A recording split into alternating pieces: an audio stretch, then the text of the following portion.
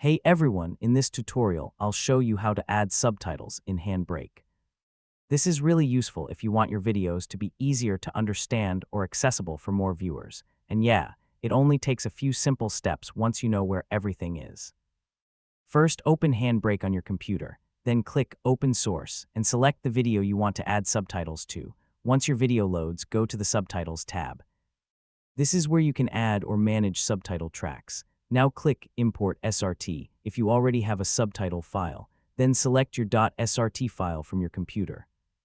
After importing, make sure your subtitle track appears in the list. You can also choose whether you want them burned in or optional. If you select Burn In, the subtitles will be permanently visible in the video. If you leave it unchecked, viewers can turn them on or off in their player. Next, choose your output format like MP4 and select a preset such as Fast 1080p. This keeps your video compatible and easy to share. Finally, pick a save location and click Start Encode. HandBrake will process your video with subtitles included. And that's it. You've successfully added subtitles using HandBrake. You know, it's a small step, but it really makes your videos a lot more accessible.